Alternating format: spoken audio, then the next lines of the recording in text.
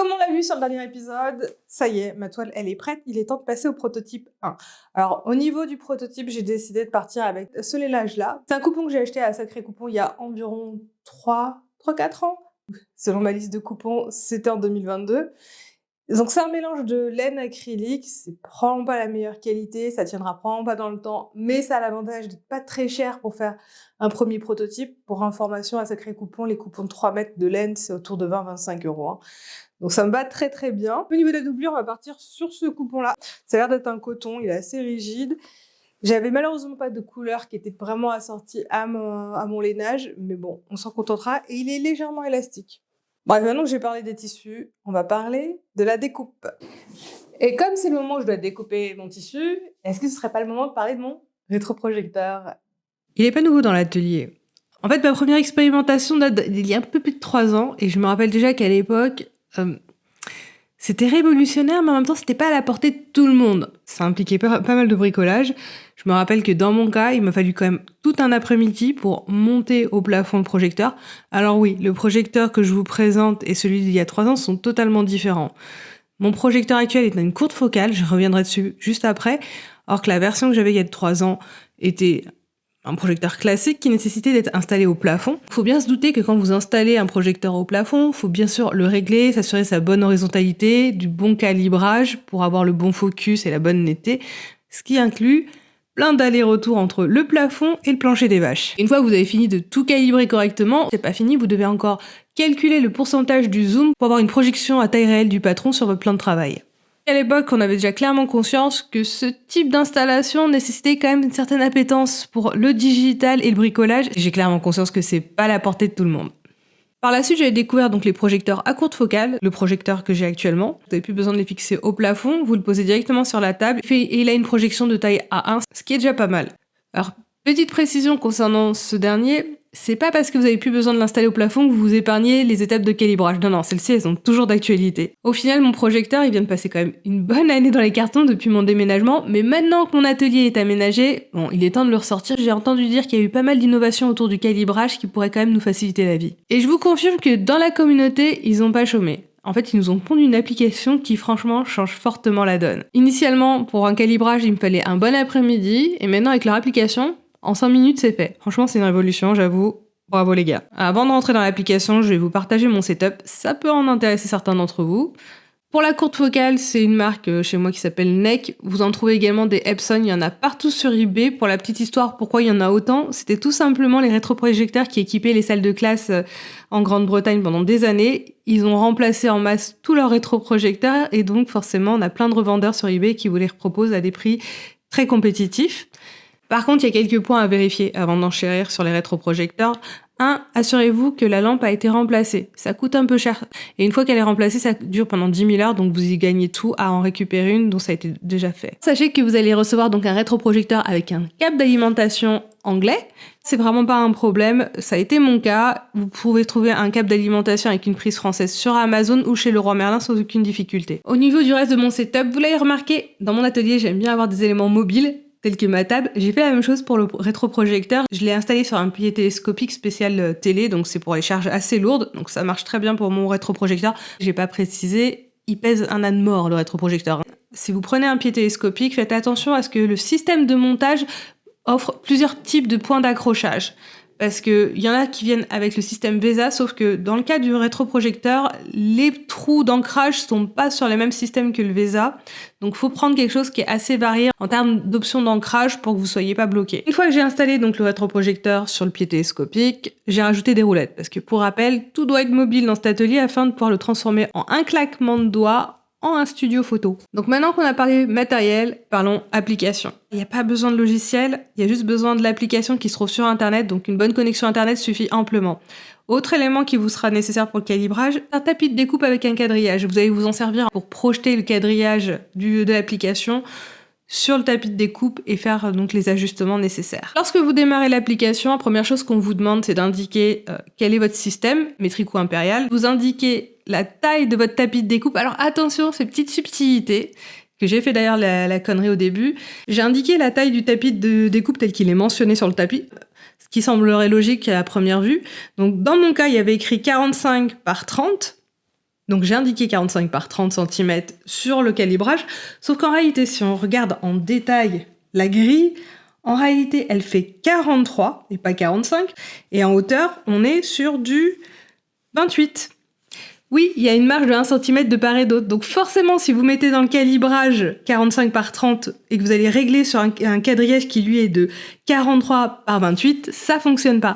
Donc une fois que j'ai fait la correction, que je suis passée donc bien sur du 43 par 28, là ça a fonctionné et ça se juxtaposait parfaitement. Donc s'il vous plaît, ne faites pas la même bêtise que moi. Pour ajuster le calibrage, c'est pas très compliqué, hein. Vous prenez un des angles, vous cliquez avec votre curseur et vous faites un glisser jusqu'à vous superposer sur un des angles de votre tapis de coupe. Donc l'angle de quadrillage du tapis de coupe, j'insiste, hein, ne prenez pas la marge. Et ensuite, vous le faites sur les 3 autres points jusqu'à ce que vous soyez parfaitement juxtaposé avec votre quadrillage de votre tapis de coupe. Au début, je l'avais fait avec le trackpad, mais c'est vraiment pas précis, alors qu'avec le curseur d'une souris, c'est le mieux.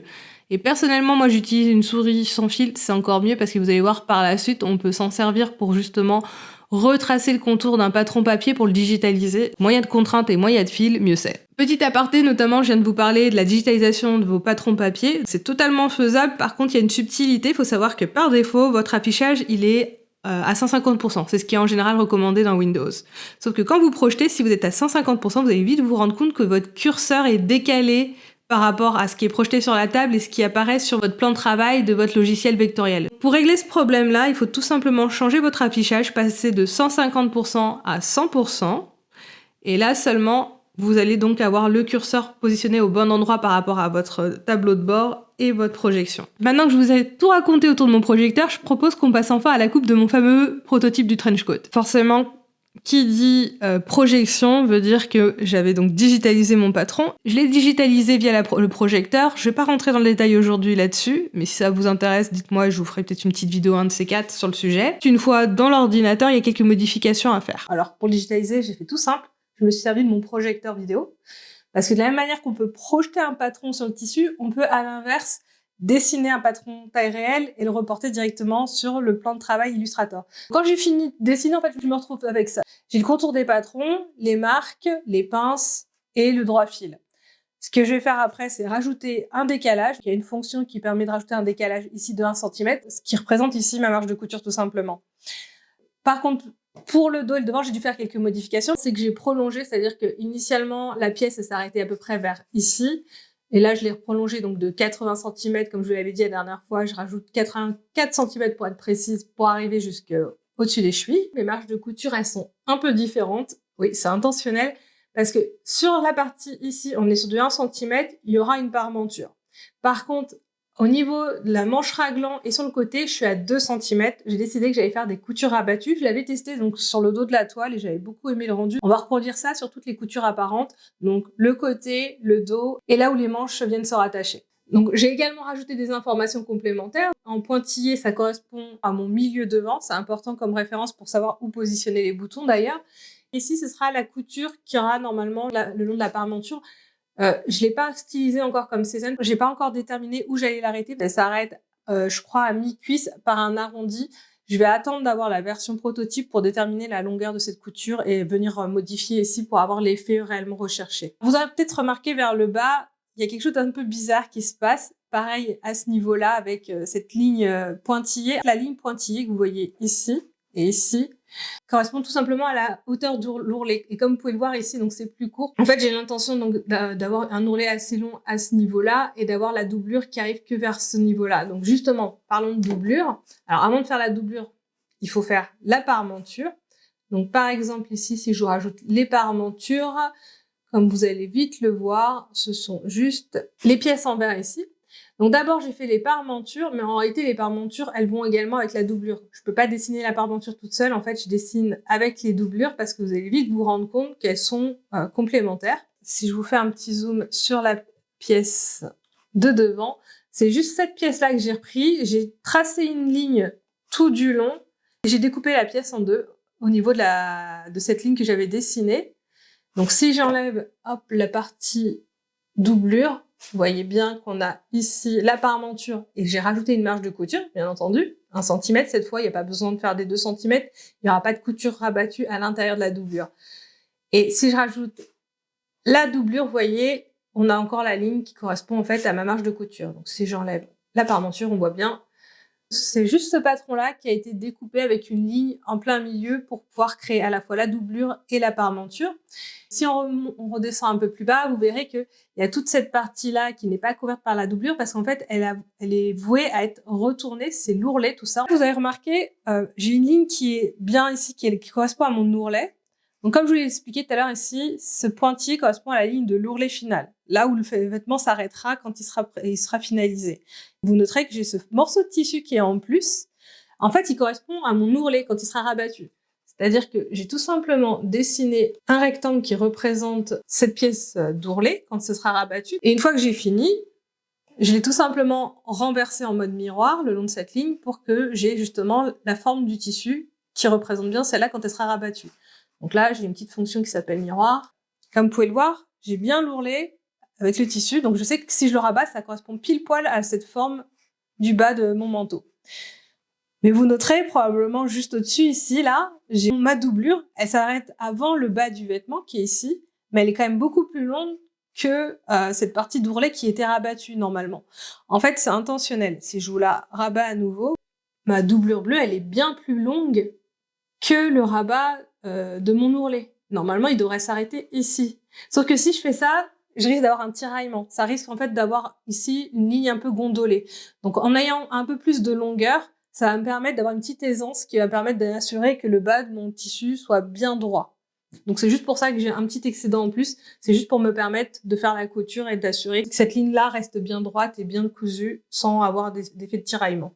Et donc, comme vous pouvez le voir, j'ai fait la même chose pour le bas ici. Et on retrouve nos parmentures, donc ici le dos, le devant, et j'ai également sur la manche raglan, vu que pour rappel, la manche raglan, elle monte jusqu'au col, donc j'ai besoin d'avoir la parmenture qui court tout le long ici. Donc on retrouve forcément également la parmenture sur la manche. Petite précision en plus par rapport au dos, j'ai rajouté en fait dans la doublure dos 2 cm également à ce niveau-là. C'est pas pour faire une couture abattue, loin de là, mais c'est tout simplement pour pouvoir avoir en fait un pli d'aisance. Ce petit pli dans le dos, ça me permet ce mouvement en fait quand on enfile le manteau et ça évite que ça déchire la doublure, tout simplement. J'ai enfin mon patron qui est complètement finalisé, il me manque une chose. Il faut déterminer mon métrage. Donc pour mon métrage, je vais m'aider en fait de mon plan de travail. Donc le plan de travail, il est visible ici. Donc, vous voyez, avec les pointillés autour. Et j'ai fait en sorte qu'il soit d'une largeur de 70 cm. Ça correspondrait à une laisse de 140 qui serait pliée en deux, tout simplement. Et donc, je vais pas bouger la largeur. Par contre, la longueur, je vais la réadapter jusqu'à ce que je puisse avoir l'intégralité de mes patrons à l'intérieur. Et donc là, ce que je vais faire, c'est que je vais surtout répartir. Donc, j'ai 2 plans de travail. Un pour mon tissu qui est la coque extérieure et un qui est pour ma doublure. Donc, je vais tout simplement récupérer les doublures. Donc, je vais commencer par celle de la manche. Je vais la décaler dans l'autre plan de travail en faisant toujours attention à ce que mon droit fil soit bien parallèle. Je vais faire la même chose maintenant avec la doublure devant. On essaie de concentrer au maximum. Et pour le dos, on va faire la même chose. Et donc, comme vous pouvez voir, ça match pile poil. En même temps, c'est normal, je l'avais fait juste avant. Maintenant, il me reste à également faire la même chose pour mes parmentures. Mes parmentures, c'est dans le même tissu. Donc, je vais juste les repositionner correctement par rapport à ma laise. C'est un peu limite. Ce que je peux faire dans ce cas-là, c'est que je peux donc faire en miroir pour la placer dans l'autre sens.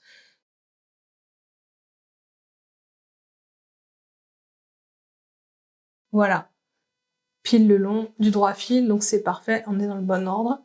Il me reste une dernière pièce à modifier. J'ai intérêt à la mettre en fait le long d'un pli. Voilà, là je sais que toutes mes pièces rentrent. Alors il y a un peu de la perte ici, c'est dommage.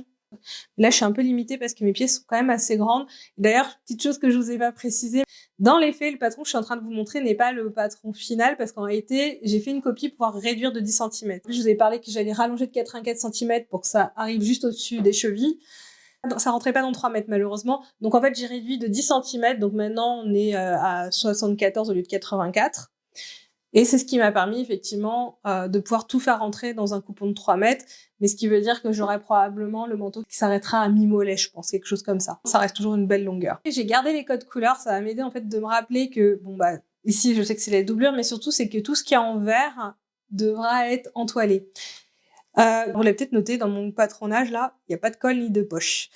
Du coup, c'est plutôt bien que j'ai un excès de tissu, ça va me permettre donc de découper ces pièces-là dans l'excédent qui restera à ce niveau-là. Il faudra que je fasse attention à avoir suffisamment de largeur pour faire le col en entier. J'ai donc mon patronage qui est fini, j'ai même les indications pour l'entoilage, donc toutes les pièces en verre correspondent également à la partie entoilage.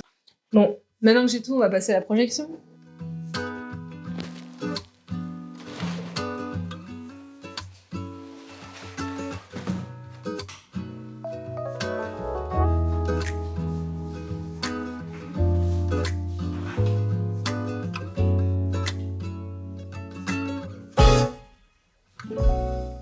Je suis partie donc sur ce tissu-là qui a une sorte de coton couleur vert. J'ai pas trouvé de bon match pour ma doublure, donc c'est ce qui fonctionnera le mieux, je pense. Le vert à l'intérieur, c'est un vert assez profond. Et comme il y a un vert gris sur cette version-là, c'est pas mal. C'est un tissu qui a différents motifs. Sur la partie haute, on est ce format-là, et plus on remonte, voilà, ça change. C'est pour ça que j'ai galéré à faire mon placement, en fait, parce que je voulais vraiment avoir cette partie-là un peu plus fine vers le haut. Parce que plus les motifs sont petits, plus ça affine. Et je trouvais ça donc plus intéressant d'avoir sur la partie haute. Sachant qu'en réalité, ça, ce sera que sur le devant. Sur le dos, je pense que je serai vraiment plus bas. Il y a vraiment 3 mètres là-dedans, je commence à avoir un doute. Il y a bien 3 mètres, mais en fait, faut que je revoie mon placement. Ma laise était pliée dans le mauvais sens. Du coup, c'est ce qui me donnait l'impression que les motifs fins étaient vers le haut. C'est pas le cas. Elle est le long de la lisière uniquement. Il faut que je repositionne mes pièces. Donc devant, il faut que ce soit, je pense, comme ça. Il faut que je mette le dos ici. Ça fonctionnera, vous croyez? Je suis pas sûre. Et si je faisais un truc plutôt comme ça? Ça m'oblige à tout repenser, mon positionnement. D'autant que les mesures, là, ça a l'air d'être bien compliqué. Je me suis littéralement pris la tête pendant 10 minutes pour déterminer quel serait le positionnement de mon tissu. Est-ce que je mets les petits motifs devant, les grands motifs dans le dos, vers le haut, vers le bas? Bref, je me suis pris la tête inutilement parce qu'au bout d'un moment, je me suis dit, mais finalement, je suis un peu contrainte par mon tissu. Parce que même si j'essaie d'avoir un positionnement idéal dans ma tête, je suis quand même pas mal contrainte en termes de taille de tissu. J'ai donc enfin fini par comprendre que la seule façon de bien me positionner, c'était de prendre une photo de mon tissu, de l'intégrer en tant que motif dans Adobe Illustrator, de retravailler un plan de travail de la même taille que mon tissu final et d'y intégrer mon motif de tissu sur ce plan de travail et de pouvoir ensuite positionner les pièces de patron. Et là, je me suis rendu compte, en fait, j'avais pas beaucoup d'options. Le plus simple, c'était d'avoir les petits motifs vers le haut, donc qui reprendraient jusqu'au moins le bassin, et les grands motifs vers le bas. C'était littéralement contraint par la taille de mon tissu et le nombre de pièces que je devais découper à l'intérieur.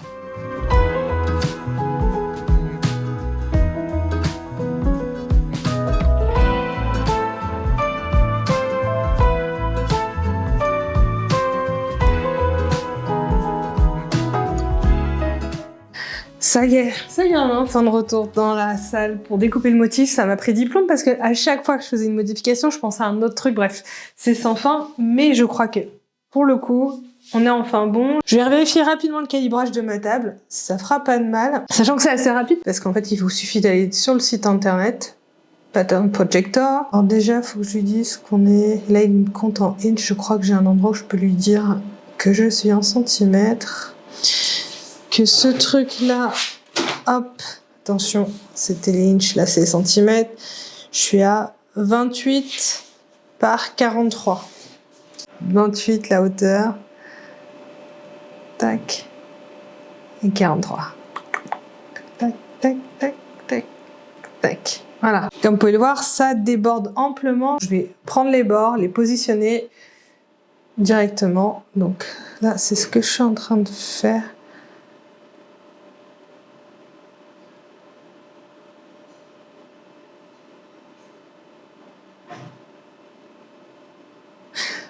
Je me rappelle qu'il faut que je prenne ma souris. Je m'arrête 2 secondes, le temps de choper ma souris. Donc je vais utiliser la souris parce qu'il faut vraiment être précis. Et le meilleur moyen d'être précis, c'est d'avoir la souris. Le pad ne fait pas du tout le job.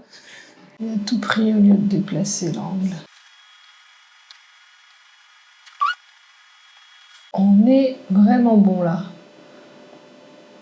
Vous voyez probablement plus rien parce que du coup il y a très peu de contraste. Je vais me mettre dans le noir pour vous aider à mieux y voir. Tout est parfaitement superposé.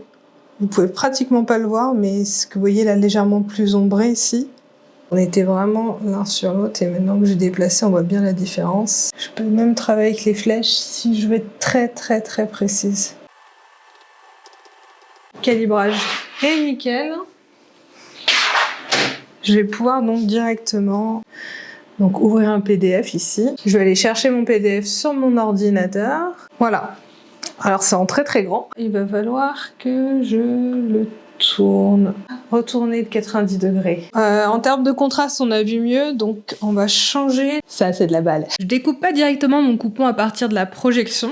Je sais, c'est surprenant parce qu'en général, l'objectif c'est de pouvoir justement sauter les étapes fastidieuses et de pouvoir découper directement. J'ai 2 bonnes raisons à cela. Déjà, mon tapis de découpe, il est totalement gondolé depuis que je l'ai balancé sous la vapeur. Alors je vous déconseille vivement de faire ça parce que à l'intérieur de votre tapis de découpe, il y a du carton. Et donc quand il se prend de la vapeur, c'est-à-dire de l'humidité, il va se mettre à gondoler après le séchage et là, il reprendra jamais sa forme. Je peux vraiment vous le confirmer, je le vis actuellement. La seconde raison, c'est que mon cutter rotatif, lui, il a un petit défaut. Et en gros, tous les 6 à 10 cm, il découpe pas correctement les fibres. Et ça m'oblige à faire un deuxième passage, forcément ça m'agace. Donc au final, je préfère dessiner les contours du patron sur mon tissu et ensuite venir le découper avec mon ciseau. Et là, je maîtrise bien ma découpe, c'est propre et je suis contente. Il y a même une 3e explication sur le fait que c'est plus intéressant pour moi de dessiner les contours du patron. Il se trouve que mon patron, il est quand même assez long. C'est un trench coat, il va donc jusqu'aux chevilles. Et ça, forcément, ça reste quand même la meilleure approche de pouvoir le dessiner parce que vous allez voir que par la suite, je suis un peu obligée de déplacer les pièces de patron pour que j'arrive à tout dessiner. Un autre conseil que je peux vous donner sur la projection, lorsqu'on utilise les projecteurs, on préconise de découper les pièces séparément, jamais en double. On n'est pas sur une laise pliée, on va vraiment la déplier intégralement sur le plan de travail. Et toutes les pièces de patron doivent apparaître en double et surtout en miroir. Alors en général, sur les PDF, on a rarement les pièces en double et encore moins en miroir. C'est pas un souci, parce qu'il se trouve que dans l'application Pattern Projector, il y a une fonctionnalité qui vous permet de mettre en miroir chacune des pièces. Donc du coup, vous n'avez aucune excuse, vous pouvez tout à fait découper vos pièces séparément, à plat et en miroir. Dans mon cas, comme j'ai des motifs, le placement des pièces est super important, notamment au regard du tissu. Ce que j'avais fait, c'est que je m'étais mis des points de repère sur le patron pour savoir où positionner mes pièces par rapport à l'intersection entre mes 2 motifs sur le tissu. Et c'est important de le faire parce que forcément, au moment de coudre les coutures latérales, il fallait que les motifs se raccordent parfaitement. Et ça l'a fait, donc je suis plutôt contente de vous dire que ça a bien fonctionné. Vous l'avez peut-être vu sur les images, initialement j'ai commencé en dessinant les contours de 2 pièces en même temps. Très vite, je me suis rendu compte que c'était une très mauvaise idée.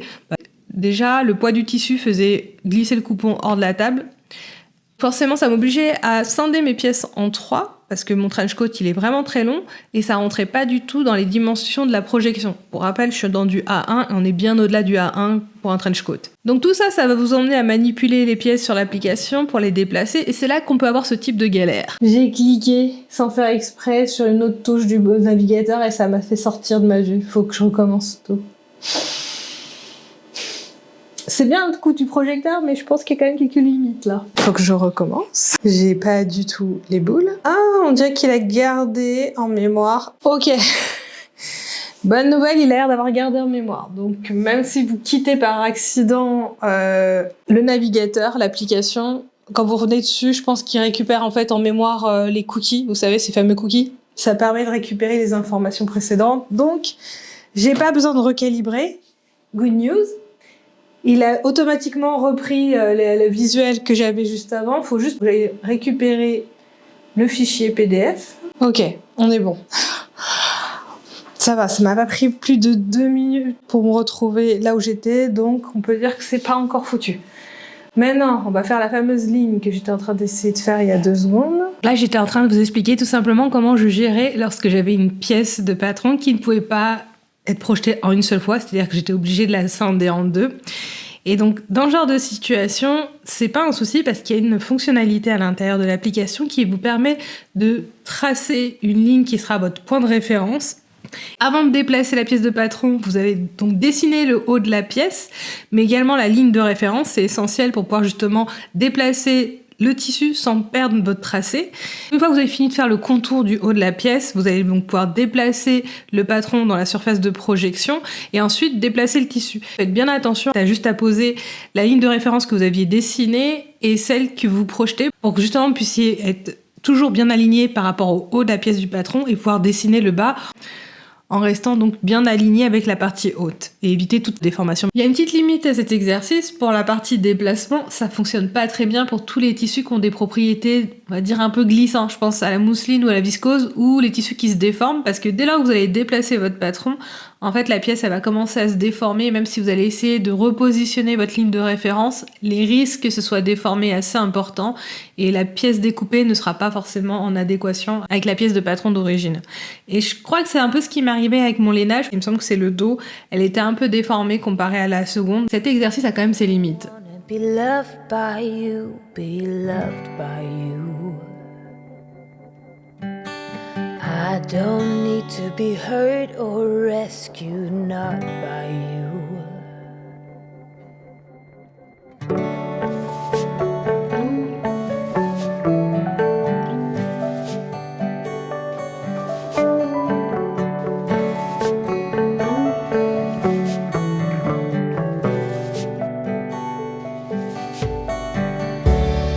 Not so close, you're eating my space. Don't inhale so much, you're choking me. Oh, everything you think you own or have the right to, isn't yours, not at all, so let go. Quand j'ai commencé à découper mes pièces, je me suis rendu compte que le motif avait pas l'air d'être dans le droit fil. J'ai fait des rectifications. C'est bien beau d'avoir fait des rectifications, j'ai oublié un point important. Mon plan de coupe était vraiment précis au millimètre près. Il n'y avait pas beaucoup de marge en plus. Forcément, quand j'arrive sur la deuxième partie de la manche là, que je dois découper et que j'essaie de positionner la dernière pièce de dos, le seul moyen de faire rentrer les deux, c'est que finalement, je mette carrément de biais ma manche. Parce que pour rappel, ici, vous avez le droit fil de mon tissu. Et là, donc ça, c'est ma seconde manche que j'ai superposée. Son droit fil, il est là. Donc c'est comme si j'avais découpé ma deuxième manche dans le biais. C'est pas fini, ça c'est juste le problème de la deuxième manche. Ça a l'air d'être bien, ma pièce de dos semble bien rentrer. Surprise, j'ai un gros trou. Et oui, j'avais découpé mon échantillon de 10 cm par 10 cm, donc il me manque 10 cm pour pouvoir écaser ma pièce de dos. J'ai envie de vous dire, c'est un prototype, je vais pas m'emmerder. J'ai encore des chutes là. Je vais reprendre une pièce de 10 cm par 10 cm, je vais aller la recaler à l'intérieur et on y va avec du feu. De toute façon, pour rappel, ça c'est un prototype, et vous savez à quoi ça sert un prototype? Ça sert à expérimenter et à faire n'importe quoi. Concrètement, je vais faire n'importe quoi tout de suite. Là, je vais pas m'embêter à reprojeter, je vais découper tout autour de la première pièce. Parce qu'on va dire les choses honnêtement, sur le papier, la projection, ça vend vraiment du rêve. Et quand vous êtes sur des petites pièces, il n'y a rien à redire, c'est efficace, surtout depuis cette nouvelle application qui vous permet de calibrer en 2 secondes. Ça, c'est top. Mais dès lors que vous êtes sur des grandes pièces, je suis désolée, mais fonctionnellement, il y a beaucoup trop de couacs. C'est pas vraiment opérationnel quand on fait des grandes pièces comme un trench, en fait. Si je devais faire un bilan de ma pratique avec le projecteur aujourd'hui, comme je viens de vous le dire, à mes yeux, on a tendance un peu à le survendre, le projecteur, sur ses atouts, que ce soit plus rapide, etc. Je me suis pas sentie particulièrement plus rapide. En fait, je perds beaucoup de temps à faire du placement de pièces, à être rigoureuse justement au droit fil, etc. Parce que comme vous devez découper une pièce par une pièce, à chaque fois vous devez déplacer le tissu, vous risquez de déformer votre laise et du coup d'avoir le droit fil qui a bougé. Comme je viens de le dire, je découpe une pièce par une pièce, ça veut dire que je peux plus découper au pli, donc je double le nombre de pièces à découper comparé à quand on a une laise pliée en deux. Rajoutez à cela qu'on n'a pas de vision globale de toutes nos pièces sur la laise. C'est-à-dire quand vous projetez une pièce sur la laise, il faut vraiment être rigoureux sur son placement. Parce que sinon, vous risquez de vous retrouver avec la dernière pièce où il n'y a pas assez de métrage, et donc là, ça devient vraiment la galère. Ce qui en vient à mon point suivant, c'est que ça génère un surcoût financier. Parce que forcément, comme on a un doute sur le positionnement, le métrage, s'il y a un défaut sur le tissu ou autre, vous vous retrouvez finalement à acheter toujours avec un surplus de tissu entre 10 à 20%, donc ça a un surcoût financier forcément. Et je vous parle même pas dans le cas où vous êtes avec un tissu à motif, parce que là, en plus d'avoir un surcoût en termes financier, parce que vous allez acheter beaucoup plus de métrage pour compenser le besoin de raccorder tous vos motifs, vous allez également dépenser du temps. Parce que forcément, là, vous allez devoir simuler sur l'ordinateur. Vous allez devoir, aller acheter au moins un échantillon pour avoir un ratio proportionnel de votre motif, pour pouvoir donc l'intégrer dans votre logiciel vectoriel. Vous faites votre placement, ça vous permet de déterminer le métrage, vous retournez donc là où vous aviez acheté votre échantillon pour acheter le métrage complet. Et seulement après, vous pouvez projeter et découper votre tissu. Donc là, avec les motifs, ça vous prend un temps fou, ça vaut même pas le coup. Donc mon ressenti principal, c'est cette problématique déjà que je peux pas projeter Les grandes pièces, ça m'oblige à les déplacer. Dès lors que je déplace, je prends le risque de déformer mon tissu et d'avoir une pièce qui est complètement inadéquate par rapport à mon patron d'origine. Ensuite, j'ai un manque de visibilité sur le placement de mes pièces sur la lèse. Donc forcément, ça m'oblige à acheter beaucoup plus de tissu et à faire beaucoup de simulations. Et enfin, je double mon temps de découpe. Vu que je fais une pièce par une pièce, je peux plus faire en 2 pièces à la fois. Ça veut pas dire que je vais abandonner le projecteur, c'est juste que la prochaine fois, je vais utiliser le projecteur différemment. Je vais en fait projeter directement sur du papier à patron au lieu de sur le tissu et dessiner le contour du patron. Une fois que j'ai toutes mes pièces, je pourrai donc les épingler sur mon tissu, ce qui m'évitera les problématiques donc de positionnement et de métrage. J'imagine que vous êtes en train de dire mais ça revient en même qu'imprimer mon patron sur des feuilles A4. Je vous assure que non. Je suis beaucoup plus lente pour assembler des feuilles de papier A4 et également de les découper derrière. J'imagine l'autre question qui se pose c'est Alexandra, si tu crées déjà tes patrons, pourquoi aurais-tu besoin de les imprimer? Normalement tu les as déjà en version papier. C'est pas faux. Actuellement la plupart de mes patrons sont en version papier. Mais là, je commence à avoir une augmentation du nombre de patrons que j'ai à disposition. Ça prend beaucoup de place. Donc je m'attends que dans les mois ou les années à venir, je vais commencer à faire un tri dans les patrons papier et je vais conserver que la version digitale. Donc à ce moment-là, la projection prendra tout son sens pour mes vieux patrons. Ok, c'est bon, j'ai démonté... Pourquoi je dis démonté? C'est pas le terme. J'ai découpé toutes les pièces sur le tissu extérieur. Et la bonne nouvelle, c'est qu'il me reste suffisamment de tissu pour faire encore tout mon col, les poches, du moins juste le passepoil de la poche, la partie extérieure. L'intérieur, je ferai probablement avec ces chutes-là, vu que c'est pas le motif que je veux rendre visible sur le haut. Et il me reste à faire toutes les doublures. Et pour la blague, j'ai pas mesuré ma doublure. Est-ce que j'ai l'info? Parce que je suis partie sur 1m60. Mais en réalité, je n'en ai strictement aucune idée. Et comme a priori, il n'y a pas l'échantillon, je ne l'ai même pas mesuré. Donc je peux encore avoir des mauvaises surprises à ce stade. Croisons les doigts. Les soins raisonnables, Alex. Mesure avant de commencer. Ça y est, j'ai enfin découpé toutes mes pièces, y compris mes doublures. Et il est 18h passé. J'ai commencé à midi. C'est officiel, je suis une couturière très très lente. Mais c'est ok, il n'y a pas vraiment d'urgence en soi, vu que je suis plutôt dans les temps. Petit détail au niveau de la doublure, comme vous pouvez le voir, elle est de 2 couleurs, parce qu'effectivement, j'avais pas non plus assez de tissu pour ma doublure verte. Mais c'est pas gênant, parce que je trouve que la version rouge marche super bien. J'avais pas choisi initialement le rouge pour la simple raison que j'en avais pas assez, ça c'était sûr également. Donc voilà, ça fait un petit mix vert et rouge, ça me choque pas. Ça fait pas non plus trop sapin de Noël, vu que c'est à l'intérieur, ça passe, et en plus il y aura la parmenture. Et franchement, les premiers aperçus de la parmenture avec la doublure, je trouve qu'elle donne super bien. Franchement, ce manteau, je pense qu'il va être sympa. J'aime beaucoup cet effet, donc déjà avec les parmentures et la doublure à l'intérieur, mais également le motif là, avec cet effet en haut et en bas très décorrélé. J'espère que ça rendra aussi bien une fois que ce sera porté. Qu'est-ce que je vais faire là? Vu qu'il me reste encore une petite heure ou deux, je vais faire quelques coutures, mais quelque chose d'assez léger. Je veux pas que ça me prenne toute la soirée. Donc je pense que je vais m'occuper de coudre les pinces des manches et de monter toutes les parmentures sur la doublure. Ça me semble un bon deal pour ce soir. Sachant que je vais probablement être très très lente pour la couture parce qu'à chaque étape, il faut que je prenne des photos et que je me note les instructions. Comme ça me facilitera la vie plus tard quand il faudra que je fasse le livret d'explication. Effectivement, on est sur la phase où on va enfin monter le prototype qui est plutôt fini depuis 3 semaines. Cache-toi, toi. Donc je l'ai fini depuis 3 semaines, ouais, je me suis fait plaisir, je me suis fait un gros break parce que je me suis dit ça va être un long projet, si je me fais pas des pauses entre, je vais finir en mode burn-out. C'est pas l'objectif, déjà que je fais un ggros effort au boulot pour justement faire attention à bien équilibrer vie professionnelle, vie privée. Si je le fais pas dans ma vie privée et mes hobbies, ça n'aura pas de sens. Donc j'ai fait un gros break, j'en ai profité pour monter plein de trucs, des pantalons, des t-shirts, des pyjamas, franchement des super pièces, j'en suis très fière. Ce sera le sujet d'une autre vidéo plus tard. Mais en attendant, je vous propose le montage de mon prototype 1 pour dans 15 jours ou 21 jours, je sais plus trop. Ces derniers temps, j'ai tendance à publier mes vidéos au bout de 3 semaines au lieu de 2. En attendant, je vais me lancer dans le deuxième prototype, vraiment sous peu. Il se trouve que j'ai un gros dilemme et je compte sur vous pour m'aider. Donc, le dilemme, je vous l'explique juste en détail, mais avant, je vous précise, mon prototype 1, c'est nickel, je l'ai fini il y a 3 semaines parce que ça m'a permis de pleinement en profiter pendant qu'il faisait encore froid, mais là, on sent que le printemps arrive. Donc, il faut que le prototype 2 soit un peu plus léger parce que les neiges, c'est bien pour le froid, mais maintenant, il me faut un truc un peu plus printanier et qui corresponde un peu plus à mon modèle d'origine. Pour rappel, le manteau Clyde de Cézanne.